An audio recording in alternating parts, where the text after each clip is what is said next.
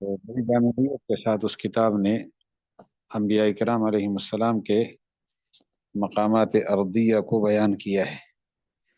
उसका नाम है अतलसुल कुरान। कुरान मजीद के नक्शों की मदद से जोग्राफिया कुरानी को समझाया है। उस किताब ने उर्दू में भी मौजूद है, अरबी में भी। बुनियादी तौर पर किताब अरबी में है, उर्दू में उसका तर्जमा किया है दारुस्सलाम लाहौर ने, और पीडीएफ में भी मौजूद है। पीडीएफ वाली किताब काम दे देती है, क्योंकि हमें नक्शे की ज़रूरत होती है, तो एक नज़र से देखने से भी वहाँ नक्शा समझ आ जाता है। उन्होंने वहाँ हर पैगंबर का तज़किरा करने से पहले ये बताया है कुरान पाक में कितनी जगह इस पैगंबर का नाम आया है और कहाँ कहाँ आया है। महल्ली वक़ू भी उन्होंने बताया, आयत का पूरा हवाला।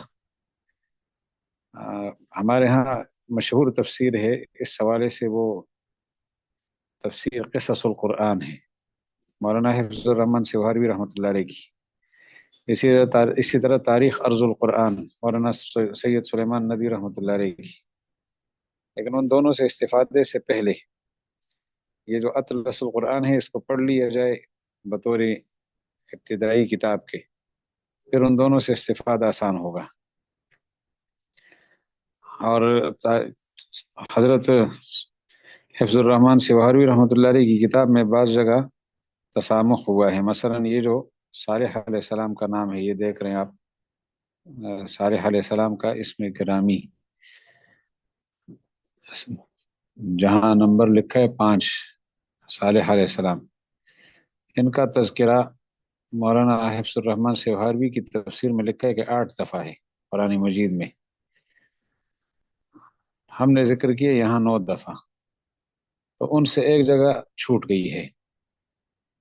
हज़रत मौलाना सुलेमान हिफ्ज़ुर रहमान सिवहारवी रहमतुल्लाह अलैह ने 8 का हवाला दिया है, 9वीं मरतबा का हवाला नहीं दिया। सूरह नमल में उसके आखिरी रुकू में वलक़द अरसलना इला समूद अख़ाहुम सालिहन, ये वो 9वीं जगह है जहाँ सालेह अलैहिस्सलाम का नाम है। उसके बाद फिर कुरान पाक में 20वें सिपारे 21, 22, 23 आखिर तक सालेह अलैहिस्सलाम का नाम जिक्र नहीं हुआ, और ये 9वीं जगह है। तो कुरान मजीद में 9 मरतबा सालेह अलैहिस्सलाम का नाम है, वहाँ 8 का हवाला है। इस तरह की अगर और तसामुहात हैं वो भी सामने आ जाएंगी। क़िससुल कुरान मौलाना हिफ्ज़ुर रहमान सिवहारवी वाक़यात कुरानिया से नताइज और इबर के हवाले से लामिसाल किताब है। तो लेकिन इब्तिदाई तौर पर अतलसुल कुरान से इस्तिफादा कर लिया जाए, 2 बड़े फ़ायदे हासिल हो जाएंगे। एक तो वाक़यात का खुलासा मालूम रहेगा, और दूसरा कुरान मजीद के उन मकामात अर्ज़िया का पूरा तारुफ हासिल हो जाएगा। हम आज आगे बढ़ते हैं। एक मरहला हमने गुजार दिया था, और अम्बिया 26 अम्बिया किराम, इनके इलाक़ों का तारुफ कर लिया था कि ये खित्ता है जहाँ पर 4 बड़े खित्ते हैं जहाँ पर इन अम्बिया किराम अलैहिस्सलाम की बेअसत हुई। ये इराक़ की सरजमीन है। ये यहाँ 4 अम्बिया किराम मबऊस हुए इन 26 में से। हज़रत इदरीस अलैहिस्सलाम, नूह अलैहिस्सलाम, इब्राहीम अलैहिस्सलाम और हज़रत यूनुस अलैहिस्सलाम। तो ख़ुद अंदाज़ा लगेगा कि हज़रत इब्राहीम अलैहिस्सलाम ने इस इलाक़े से सफ़र किया है, और वो तुर्की के हर्रान से होकर हलब, और हलब से जाकर आप गए हैं ये अलकुदस, अलकुदस से फिर आए अल खलील, अल खलील से फिर आपने सफ़र किया मिस्र का, और मिस्र से फिर आप वापस आए हैं दोबारा अल खलील में। वहाँ से आपने सफ़र किया है मक्का मुकर्रमा का, और मक्का मुकर्रमा से आप वापस दोबारा ये अल खलील आए हैं, वहीं आपकी वफ़ात हुई है। तो इब्राहीम अलैहिस्सलाम का इराक़ से ताल्लुक़ है। वो इन 4 खित्तों में घूमे हैं। इन्नी जाइलुका लिन्नासि इमामा, तो 4 खित्ते उन्होंने देखे हैं। कुरानी अम्बिया 26 का ताल्लुक़ इन 4 खित्तों से है। ये पूरा जज़ीरा अरब है। इस जज़ीरा अरब में ये देख रहे हैं आप, इस इलाक़े से 6 अम्बिया का ताल्लुक़ हमने अर्ज़ किया था। हूद, सालेह, शुएब अलैहिमुस्सलाम, और हज़रत मोहम्मद सल्लल्लाहु अलैहि वसल्लम, आदम अलैहिस्सलाम और इस्माईल अलैहिस्सलाम। तो इस्माईल अलैहिस्सलाम तो बुनियादी तौर पर उनकी वालिदा मिस्र की हैं, اور ان کے والد گرامی عراق سے آئے تھے یہاں فلسطین سے ان کو لا کر مکہ مکرمہ میں چھوڑ دیا تھا۔ تو حضرت ہاجرہ وہ مصریہ ہے، مصر کی شہزادی ہیں، اور حضرت ابراہیم علیہ السلام عراق سے تشریف لائے ہوئے، اور اسماعیل علیہ السلام اور حاجرہ علیہ السلام کا یہاں قیام رہا ہے۔ وہ تفصیلات آپ سب جانتے ہیں، اس سے کون ہے جو ناواقف ہوگا۔ تو اتنی بات عرض ہو گئی کہ 3 انبیاء کرام کا تعلق اس مصر سے ہے۔ حضرت موسیٰ، حضرت یوسف علیہ السلام جو بنیادی طور پر یہاں یعقوب علیہ السلام کا قیام تھا، وہ حضرت ابراہیم علیہ السلام کے پوتے ہیں۔ یعقوب من وراء اسحاق یعقوب، خوشخبری دادا کو مل گئی تھی اور دادی کو مل گئی تھی خاص طور پر۔ تو پھر یوسف علیہ السلام یہاں سے مصر آئے، مصر میں آپ مقیم رہے، انہوں نے پورا خاندان یہاں بلوایا۔ اس خاندان میں موسیٰ علیہ السلام اور ہارون علیہ السلام 2 پیغمبر بن گئے، دونوں بھائی تھے۔ موسیٰ علیہ السلام نے ان راستوں سے یہاں کا سفر کیا ہے، یہ ہے مدین کا علاقہ، اس میں 10 سال رہے حضرت موسیٰ علیہ السلام، پھر واپس گئے۔ اور ادھر یہ کوہ طور ہے، اس کوہ طور میں آپ کو اللہ تعالیٰ نے نبوت دی، تو اہلیہ محترمہ کو یہیں چھوڑا اور خود وہاں سے تشریف لے گئے مصر۔ مصر میں آپ نے ایک مقابلہ کیا جس میں فرعون ہار گیا، خرچے فرعون کے ہوئے کام موسیٰ علیہ السلام کو اللہ تعالیٰ نے کروا دیا، اور پھر موسیٰ علیہ السلام اپنے لشکر کو لے کر اس جگہ پہنچے۔ پیچھے سے فرعونی لشکر آیا تو موسیٰ علیہ السلام کو اللہ تعالیٰ نے حکم دیا کہ آپ اس سمندر کو ضرب لگائیں۔ آپ نے ضرب لگائی تو 12 راستے بنے اور آپ صحرائے سینا میں داخل ہو گئے۔ اس صحرائے سینا میں 40 سال بنی اسرائیل رہے ہیں، ان کا یہاں قیام رہا ہے۔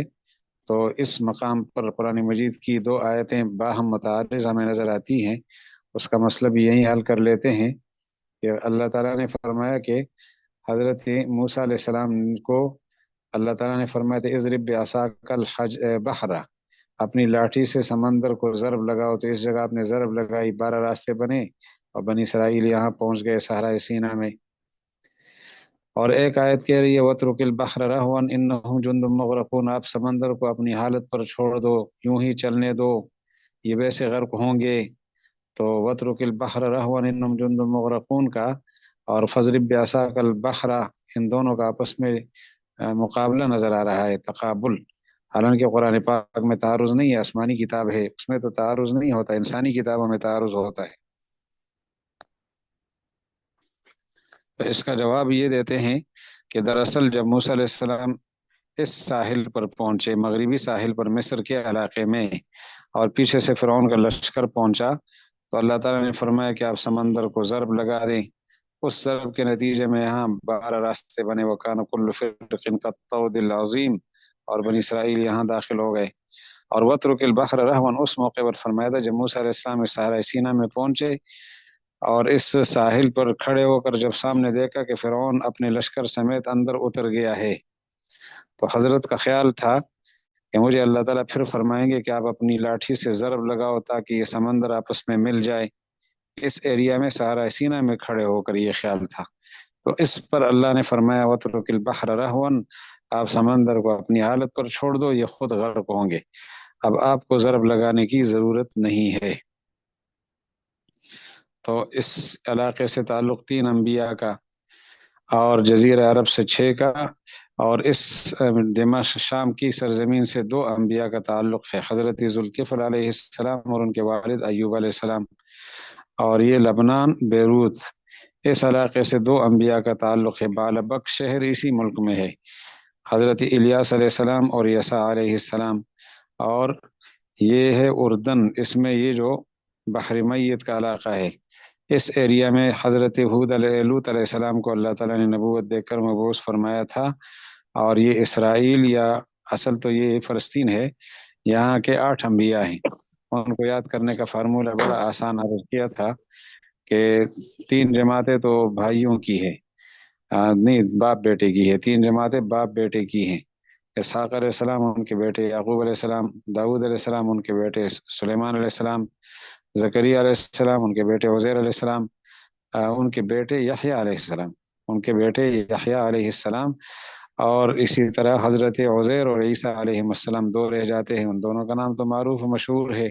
تو 8 انبیاء کا تعلق اس فلسطین سے ہے، جن کا نام آیا ہے۔ جن کا نام نہیں آیا قرآن پاک میں اور واقعات آئے ہیں ان میں حضرت یوشع ابن نون تو اسی علاقے کے ہیں، حزقیل علیہ السلام کا تعلق بھی اسی سے ہے، فلسطین سے، اور شمویل علیہ السلام بھی یہیں کے ہیں، اور حضرت خضر علیہ السلام مجمع البحرین ان کا یہ ہے، یہ مجمع البحرین ہے۔ اور بھی روایتیں ہیں لیکن یہ مجمع البحرین کے متعلق ایک روایت یہ ہے کہ ایک سمندر یہ ہے اور ایک سمندر ادھر سے آ کر یہ دونوں مل رہے ہیں۔ اس موقع پر خضر علیہ السلام سے ملاقات رہی تھی،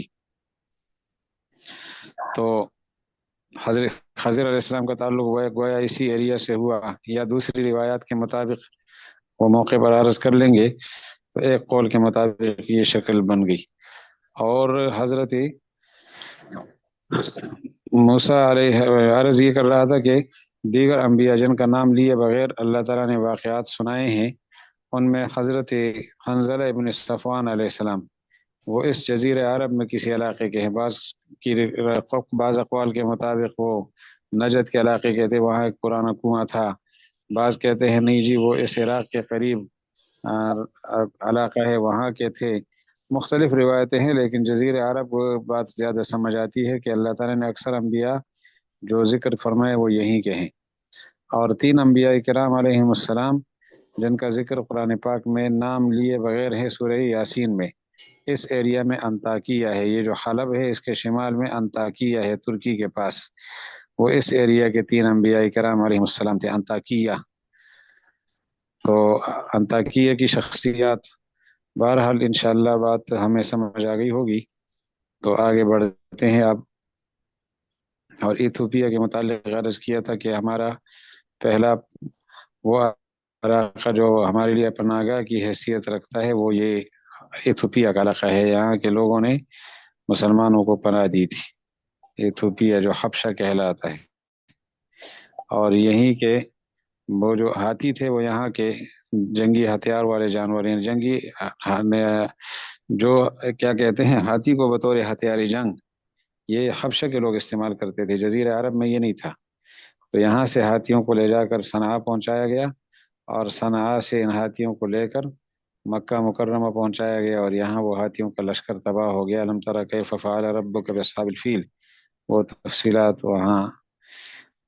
ایک مسئلہ اور ہے سورہ قریش اور سورہ فیل میں، لإیلاف قریش ایلافہم رحلۃ الشتاء والصیف، یہ یمن کا علاقہ ہے، یمن کا یہ ہے رحلۃ الشتاء، گرمی کا سردی کا سفر یہاں ہوتا تھا، اور یہ ہے شام کا علاقہ، اور شام میں خاص طور پر یہ جو غزہ ہے، غزہ، اس غزہ میں حضرت رسول کریم علیہ السلام کے دادا محترم مدفون ہے، مکہ مکرمہ سے وہ دادا نہیں پردادا محترم غزہ میں، غزہ ہاشم اس لیے کہلاتا ہے، حضرت ہاشم کی قبر یہاں ہے۔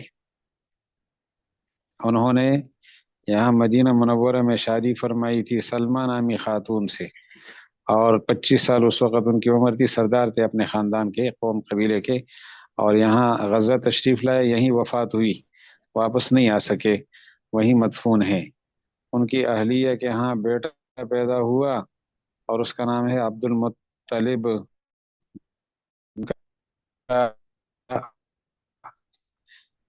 یعنی ہاشم کا بھائی، ہاشم کا بھائی مطلب، وہ مکہ مکرمہ سے گیا، ان کو معلوم ہوا کہ میرے بھائی ہاشم کی تو وفات ہو گئی ہے، اور اس کی بیوی اور اس کا بیٹا یہاں مدینہ منورہ میں ہے، یثرب کہلاتا تھا وہاں ہے، تو وہ مکہ سے گیا اور مدینہ منورہ سے یا سابقہ یثرب سے اپنے بھتیجے عبد المطلب کو لے آیا یہاں، تو عبد المطلب اس کے غلام کے طور پر معروف ہوئے تھے، تو یہ مقام ہے وہ، اس نسبت سے یہ غزہ ہاشم کہلاتا ہے۔ وَلِإِيلَافِ قُرَيْشٍ إِيلَافِهِمْ رِحْلَةَ الشِّتَاءِ وَالصَّيْفِ، یہاں کے لوگ سردی کا سفر ادھر یمن کی طرف کرتے تھے، یمن کا یہ رحلۃ الشتاء ہے، اور گرمی کا سفر اس علاقے کی طرف کرتے تھے، یہ ہے رحلۃ الصیف، گرمی میں شمالی علاقوں میں لوگ جاتے ہیں ہمارے ہاں بھی، اور سردیوں میں گرم علاقوں میں، اسی تناسب کے ساتھ یہ سفر کیا کرتے تھے۔ تو یہ کسی نے نشانیاں لگائی ہیں، یہ نشانی اگر مٹا دیں سہولت ہوگی اور اللہ جزائے خیر دے. یہ کسی نے نشانی لگا دی، یہ جس نے لگائی ہے وہی ختم کر سکے گا. ہم تو اس فن کے جاہل ہیں. یہ دو نشانیاں لگی ہیں، یہ ہٹا دیجیے، مہربانی ہوگی. جزاکم اللہ خیر.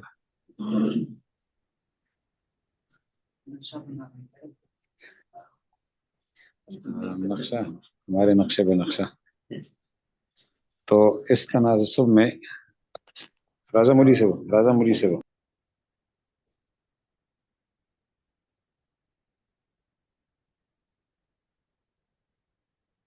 یہ نقشہ جو ہے نا، جس نے گڑبڑ کی ہے اس سے درخواست ہے کہ وہ اس کو ٹھیک کرے. اگلی بات یہ ہے کہ رحلت الشتاء والصیف کا محل وقوع بھی ہمیں سمجھ آ گیا کہ رحلت الشتاء کا علاقہ یمن ہے اور رحلت الصیف کا علاقہ یہ شام ہے، شمال کی طرف. اور زمانے کا شام، یہ سارے ممالک شام کہلاتے تھے. شام فلسطین، اردن، لبنان موجودہ جو تقسیم کے اعتبار سے ہیں.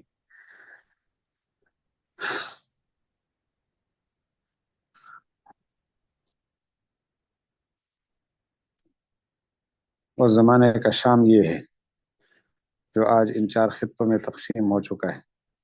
اس میں ہم آسانی سے سمجھ سکتے ہیں، نظر آ رہا ہے ہمیں کہ حضرت لوط علیہ السلام کا علاقہ یہ محل وقوع ہے اس کا. اور یہ جگہ ہے جو سطح سمندر سے پست ترین جگہ ہے قدرتی طور پر. قدرتی پست ترین جگہ یہ کوئی 420 میٹر سمجھ لیں.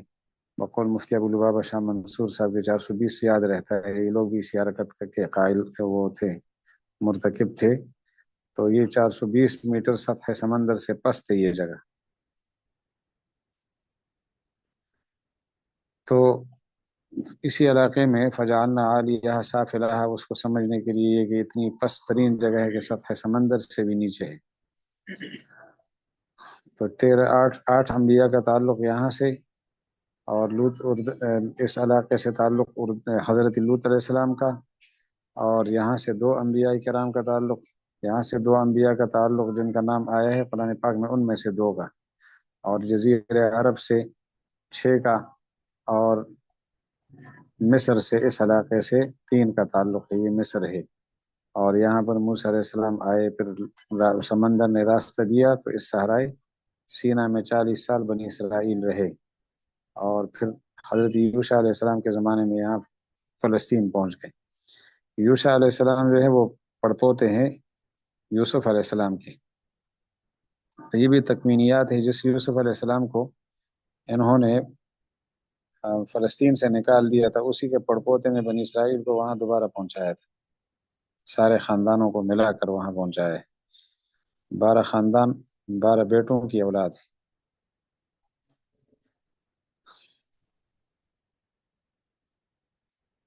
مزید یہ نقشہ آپ دیکھ رہے ہیں کہ عرب دنیا کو مشرقی جانب میں کتنے خطوں میں تقسیم کر لیا ہے جزیرہ عرب کو، اور عرب کے ممالک کو ان ظالموں نے، تاکہ وحدت متاثر رہے.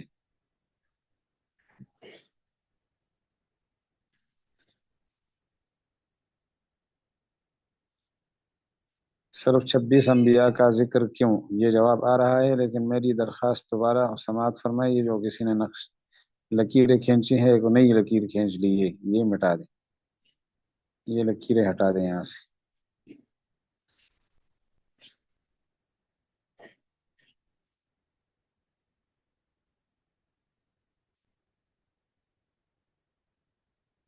یہ خاص بات ہے کہ اس لکیر کو نہیں ہٹانا. چلو نہ ہٹائیں، انہوں نے اپنی نیت کے مطابق فیصلہ کر لیا ہے کہ نہیں ہٹائیں گے. اس میں برکت ہوگی، اللہ تعالیٰ برکت دے.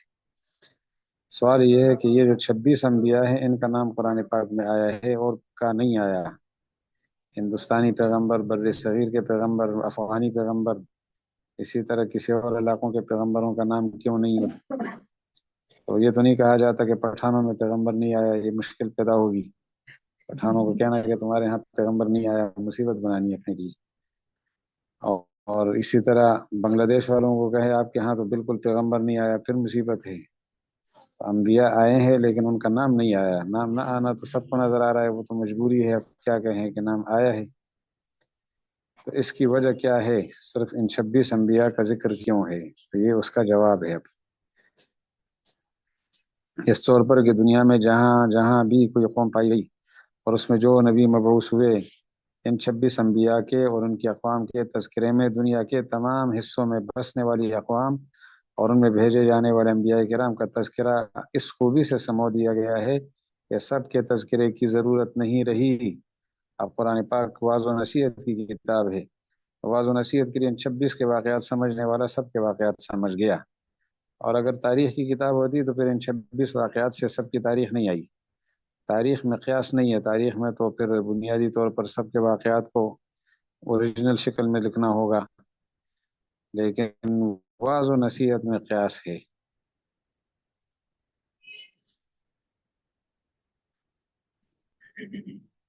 لہذا نزول قرآن کے وقت سے لے کر قیامت تک دنیا کے کسی بھی حصے میں بسنے والا کوئی بھی انسان اگر اپنے گرد و پیش کے حالات کا تذکرہ اور ان کا انجام جاننا چاہتا ہے کہ ہمارے علاقے میں کون پیغمبر آیا ہوگا، قوم کس طرح آئی ہوگی، تو ان منتخب 26 انبیاء کے تذکرے کے ضمن میں اپنی قوم کا خدا تعالیٰ کے نزدیک مقام اور اس کا انجام تلاش کر سکتا ہے۔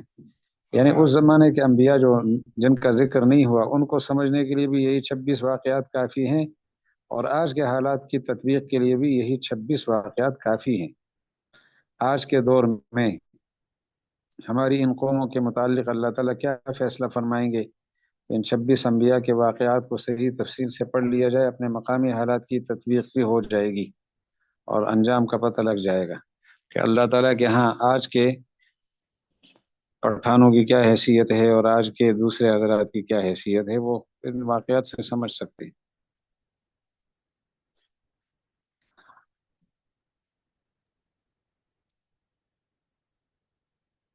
قرآن پاک سے رابطہ کرنے والے کسی انسان کو اس حوالے سے کبھی مایوسی نہیں ہوگی۔ اس دن کسی بزرگ نے سوال فرمایا بھی تھا، اب ہم اولو العزم انبیاء علیہ السلام کا تذکرہ کرنے لگے ہیں، لیکن اس دن کا جو سوال تھا وہ یہی تھا کہ دنیا کے مختلف خطوں میں آنے والے انبیاء کا کوئی ذکر نہیں ہے، افغانی پیغمبر، پاکستانی پیغمبر، بنگلہ دیشی پیغمبر کا کوئی ذکر نہیں ہے۔ کیا پیغمبر نہیں آئے؟ یقیناً آئے ہوں گے، وَإِن مِّنْ أُمَّةٍ إِلَّا خَلَا فِيهَا نَذِيرٌ۔ اور پٹھانوں کا تو دعویٰ حضرت موسیٰ اور عیسیٰ علیہ السلام کے حوالے سے بھی ہے کہ یہ ہمارے پیغمبر ہیں۔ ایک حوالے سے تو یہ دعویٰ درست اس لیے ہے کہ پٹھان بھی بنی اسرائیل ہیں، تو یہ حضرات بھی بنی اسرائیل تھے، یہ تو ہے۔ لیکن اگر کہیں کہ نہیں وہ بنی اسرائیل میں خالص ہماری نسل سے تھے جو پشتون نسل ہیں، تو پھر محل نظر ہے یہ بات۔ یہاں تک دعویٰ درست ہے کہ یعقوب علیہ السلام کی اولاد میں ہم بھی ہیں، وہ بھی ہیں، بنی اسرائیل ہیں، تو پھر ٹھیک ہے۔ اب اولو العزم انبیاء کرام علیہم السلام، لیکن اس سے پہلے بطور تمہید کے آدم علیہ السلام کا تذکرہ کریں گے۔ اولو العزم انبیاء سے پہلے چونکہ زمین پر بسنے والی مخلوق میں سب سے پہلی شخصیت انسانوں میں آدم علیہ السلام ہے، جن کا نام قرآن پاک میں 25 مرتبہ آیا ہے۔ وَإِذْ قَالَ رَبُّكَ لِلْمَلَائِكَةِ إِنِّي جَاعِلٌ فِي الْأَرْضِ خَلِيفَةً قَالُوا أَتَجْعَلُ فِيهَا مَن يُفْسِدُ فِيهَا وَيَسْفِكُ الدِّمَاءَ وَنَحْنُ نُسَبِّحُ بِحَمْدِكَ وَنُقَدِّسُ لَكَ قَالَ إِنِّي أَعْلَمُ مَا لَا تَعْلَمُونَ۔ یہ آیت نمبر 30 ہے۔ ان کا تذکرہ قرآن پاک میں 25 دفعہ آیا ہے۔ پیچھے نقشے میں بھی ہم نے عرض کیا تھا کہ ان کا نام 2 جگہ، ان کا جو واقعہ ہے سجدہ ہے وہ قرآن پاک میں 7 دفعہ آیا ہے کہ فرشتوں نے سجدہ کیا اور ابلیس نے نہ کیا، یہ واقعہ 7 دفعہ آیا ہے۔ 2 دفعہ اس میں آدم علیہ السلام کا نام نہیں ہے، لیکن واقعہ ہے آدم علیہ السلام ہی کا، تو نام لے کر آپ کا تذکرہ تو 25 دفعہ ہوا، اور 2 دفعہ تذکرہ آپ کا نام لیے بغیر ہوا تو وہ 27 دفعہ آدم علیہ السلام کا تذکرہ ہوا ہے قرآن پاک میں۔ اس کے علاوہ اگر ہم اشاروں کنایوں میں دیکھ لیں تو پھر تذکرہ زیادہ بنتا ہے۔ خلقکم من نفس واحدہ، اس سے آدم علیہ السلام ہی مراد ہیں۔ اور بہرحال جو واقع سجدہ ہے وہ بنی اسرائیل سورہ بقرہ میں آیا ہے، آیت 37 سے لے کر 31 سے لے کر 37 تک، اور دوسری دفعہ یہی واقعہ سورہ اعراف میں آیا ہے، اور تیسری دفعہ یہی واقعہ سورہ بنی اسرائیل میں آیا ہے، چوتھی دفعہ یہی واقعہ سورہ کہف میں آیا ہے، 5ویں دفعہ سورہ مریم میں آیا ہے نام لے کر، فسجدوا الا ابلیس ابا۔ یہ 5 دفعہ ہو گئے، اور 2 دفعہ جو آئے ہیں نام لیے بغیر، ایک سورہ حجر میں ہے 14واں سپارہ، اور اس کا تیسرا رکوع، سورہ تیسرے یعنی 14واں سپارہ، تیسرے رکوع کے اندر وہی واقعہ ہے جو آدم علیہ السلام کے سجدے والا، نام نہیں لیا۔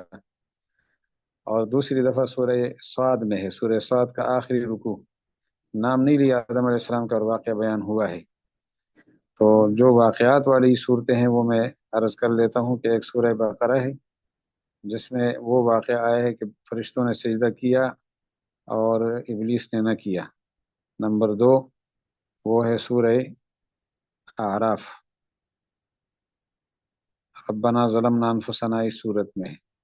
تیسرے نمبر پہ سورہ بنی اسرائیل، لاحتنکن ذریتہ الا قلیلا، اور کان من الجن ففسق عن امر ربہ، سورہ کہف میں ہے۔ پھر سورہ طٰہٰ میں ہے، سورہ طٰہٰ میں آخر سے پہلے والا رکوع، اور یہ 5 صورتیں ہو گئی جہاں نام بھی ہے، واقعہ بھی ہے سجدے والا، آدم علیہ السلام کا نام لے کر۔ اور 2 صورتیں ہیں، سورہ حجر 14ویں سپارے والی، اور سورہ صاد، سورہ حجر کا تیسرا رکوع ہے، اور سورہ صاد، ان دونوں صورتوں میں سورہ صاد کا آخری رکوع ہے۔ ان دونوں صورتوں میں واقعہ آئے ہیں، آدم علیہ السلام کا نام لیے بغیر آئے ہیں۔ انشاءاللہ سمجھ گئے ہوں گے۔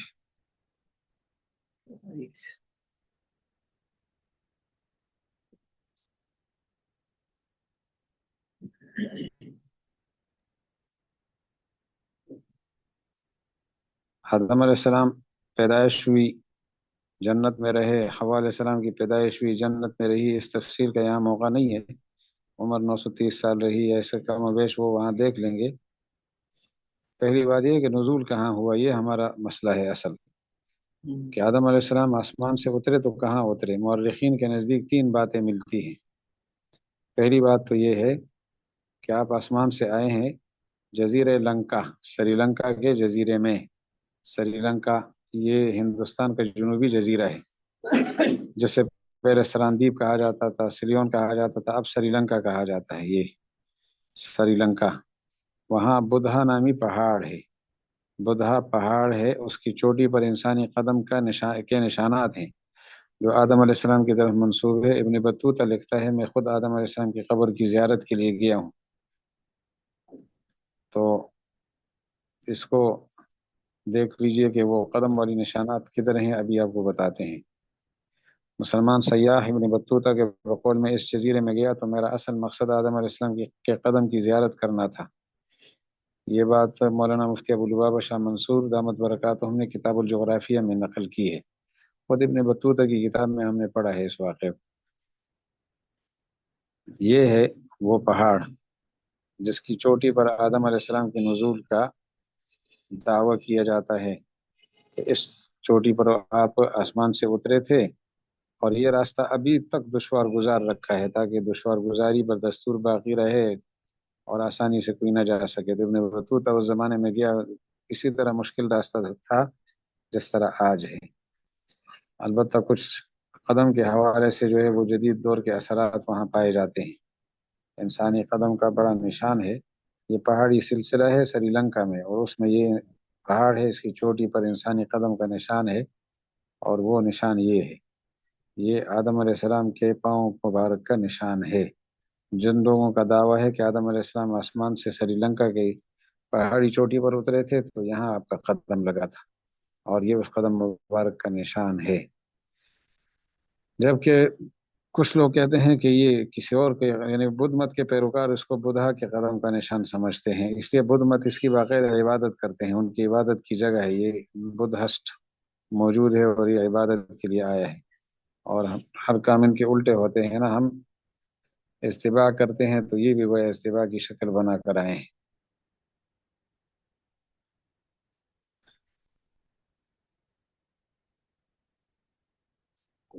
تو یہ آپ انسانی قدم کا نشان دیکھ چکے، آدم علیہ السلام کے قدم مبارک کا نشان۔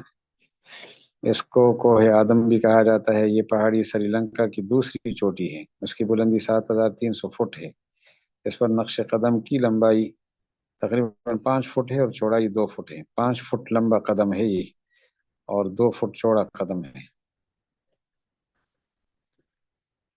سری لنکا میں بوزی پہاڑ، بدھا پہاڑ، بوزی پہاڑ، یہ بھی اس کا نام ہے، نقش قدم جو آدم علیہ السلام کی طرف منسوب ہے، اس کی آپ نے زیارت کر لی۔ دوسرا قول امام طبری کی حضرت عبداللہ بن عباس سے روایت ہے، آدم علیہ السلام سرزمین ہندوستان میں اتارے گئے اور جس پہاڑ پر اترے وہ قرۂ ارض کا سب سے بلند اور آسمان سے قریب ترین پہاڑ ہے۔ یہ آسمان سے قریب ترین جو ہے نا، یہ سب سے بڑی مضبوط دلیل ہے کہ بھائی آپ کو اگلی بات یہ ہوگی کہ مضبوط دلیل کس طرح ہے، وہ بعد میں عرض کریں گی۔ تو اس کا مقصد یہ ہوا کہ کوئی ہمالیہ کی چوٹی ماؤنٹ ایوریسٹ بنتی ہے، پھر 8,848 فٹ، یہ روئے زمین پر سب سے بلند ترین پہاڑی چوٹی ہے۔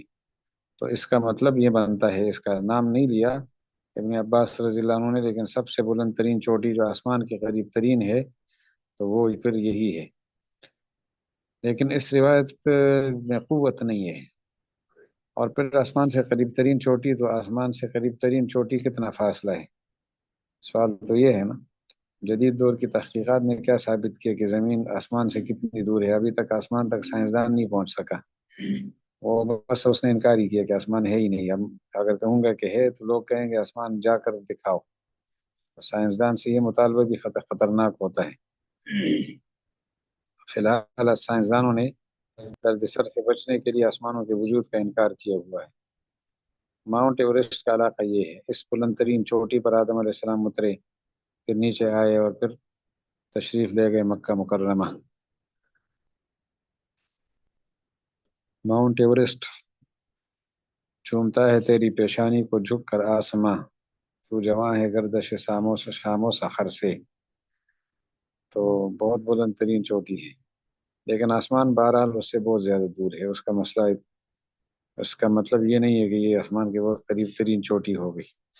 یہ پائی کہاں جاتی ہے؟ یہ کوہ ہمالیہ کا پہاڑی سلسلہ نیپال، پاکستان اور افغانستان اور چین کے درمیان کا یہ بڑا سلسلہ ہے، لیکن یہ جو ماؤنٹ ایوریسٹ ہے یہ خود نیپال میں ہے۔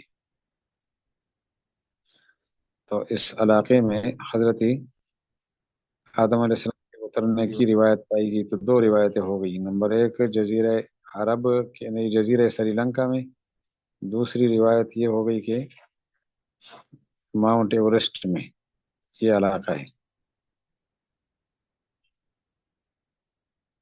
اس ایریا میں نیپال اور چین کی سرحد ہے۔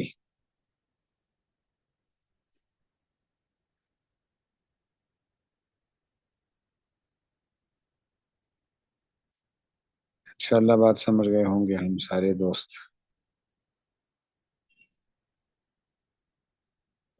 دنیا کے وسط میں یہ تیسرا قول ہے۔ جزیرہ عرب میں ام القریٰ بستیوں کی ماں یعنی مکہ مکرمہ دنیا کے پہلے گھر بیت اللہ کے قریب جسے فرشتوں نے تعمیر کیا، صفا پہاڑی پر آدم علیہ السلام اترے، اسی نسبت سے اس کو صفا کہا جاتا ہے۔ جبکہ دوسری پہاڑی مروہ پر حوا علیہ السلام اتری، مروہ امراۃن سے بنا ہے۔ یہ 2 قول بہت، 3 قول مشہور ہو گئے نا، تو اس میں یہ تیسرا قول ہے جو بوجوہ زیادہ قرین قیاس بھی لگتا ہے۔ صفی اللہ کی وجہ سے یہ صفا ہے، اور امرأہ کی وجہ سے یہ مروہ ہے، اور یہ دونوں حضرات یہاں اترے، پھر دونوں کی ملاقات مزدلفہ میں ہوئی۔ آگے چلتے رہے، پھر آگے مینا سے آگے بڑے، مزدلفہ میں ملاقات ہوئی اور عرفات میں تعارف ہو گیا تھا، ورنہ ذہنی طور پر سخت صدمے کا شکار تھے، اس لیے وہ درمیان میں ایک دوسرے سے بات نہیں کر سکے عرفات تک۔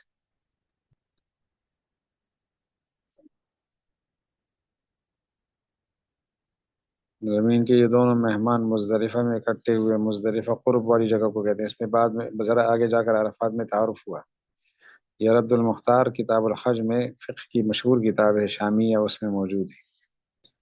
ان اول بیت وضع للناس للذی ببکۃ مبارکا وہدی للعالمین، اس کی سب سے پہلے تعمیر کس نے کی، دوسری تعمیر کس نے کی، تیسری کس نے کی؟ اس طرح 11 مراحل میں بیت اللہ کی تعمیر کا تفصیلی جائزہ انشاءاللہ ہم کر لیں گے۔ آج اتنا کافی ہے، تو کسی نے کوئی سوال فرمانا ہو، سوال کا ہمیں یہ فائدہ ہوگا کہ ہم جو نئے یعنی گوشے کھل جائیں گے علم کے ہمارے لیے، ہم حضرت استاد جی سے پوچھ لیں گے۔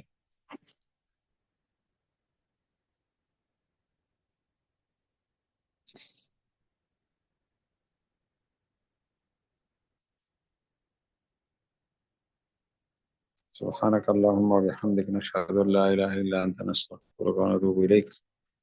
بظاہر کوئی سوال نہیں ہے تو انشاءاللہ یہ صفا ہے، یہ مروہ ہے، تو اس پر صفا مروہ پر یہ دونوں ذات کریں، اس کی صرف شکل دیکھ لیں اور پھر یہ آپ کے سامنے ہے صفا۔ صفا یہ کعبۃ اللہ کے بالکل سامنے، اور وہ ہے مروہ۔ تو آدم علیہ السلام یہاں اترے صفا پر، حوا علیہ السلام یہاں اتری مروہ پر، پھر دونوں چلے ہیں۔ تو یہ علاقہ ہے مینا کا، مینا کا ایریا پھر آگے، بلکہ مینا کا ایریا یہ ہے، اس سے آگے پھر مزدلفہ ہے، وہاں ملاقات ہوئی، اور عرفات صرف فاصلے پہ ہے، وہاں تعارف ہوا۔